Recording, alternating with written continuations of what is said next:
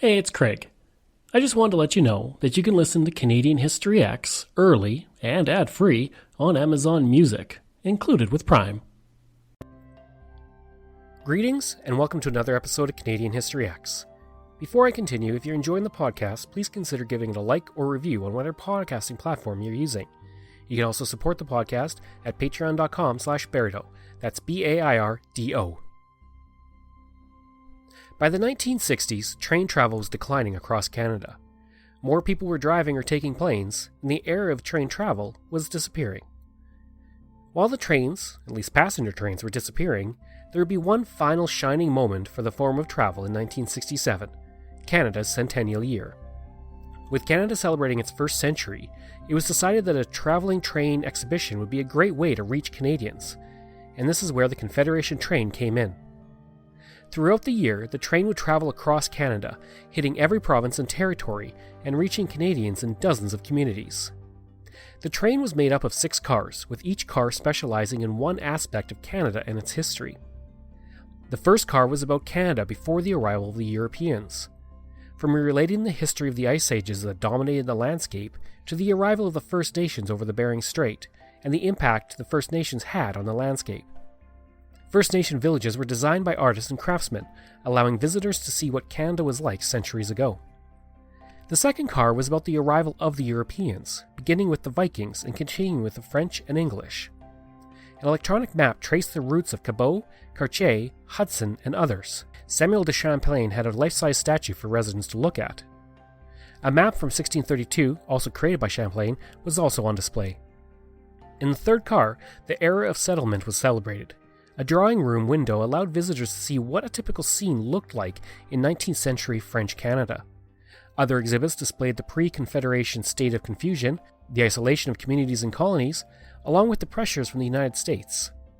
In the Confederation chamber of the car, the Centennial symbol is most prominent with the 4 colored triangles that symbolize the first 4 provinces in Canada. In the fourth car, the era of 1867 to 1876 was covered.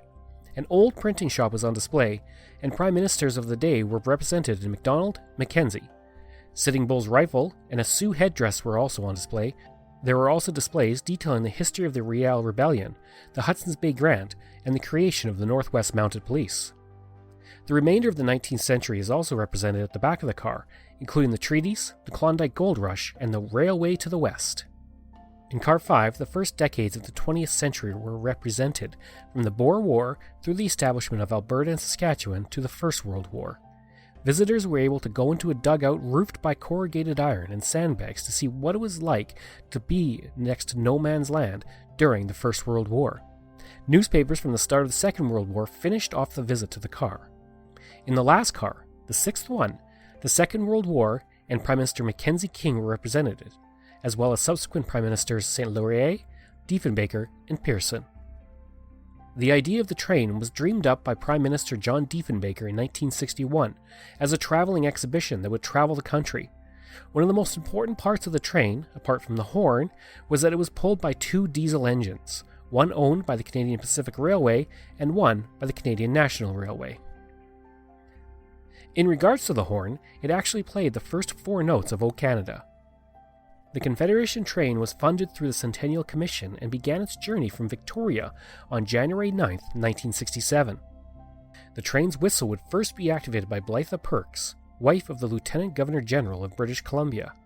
Secretary of State Judy LaMarche and May Bennett, wife of Premier W.A.C. Bennett, were also on hand.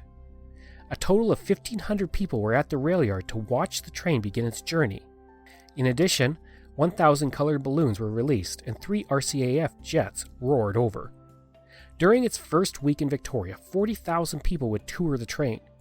It would then begin progressing through Canada until it reached the Maritimes on October 26, 1967. At that point, it turned around and finished in Montreal on December 5th. In all, 87 communities would be visited across Canada. Over the course of its journey, hundreds of thousands of Canadians would walk through those cars. In one 4-day visit at Sault Ste. Marie, 37,427 citizens toured the cars. In Calgary, it would stay for 10 days beginning on March 9th, with 80,000 citizens coming through to see the train. For communities that were not reached by the train, there was also the Centennial Caravan, made up of tractor-trailers that traveled to 655 smaller communities and reached 6.5 million people. In the far north, there was the Confederation Barge, which went up and down the Mackenzie River, visiting communities along the way. Information for this episode comes from Expo 67, Sioux Today, Wikipedia, Times Colonist, Canadian Geographic, and A Year to Remember. I hope you enjoyed this episode, and if you did, please consider giving it a like and review. You can reach me through email at crwbaird@gmail.com, and you can find hundreds of articles on Canada's history on my website at canadax, that's ehx.blogspot.ca.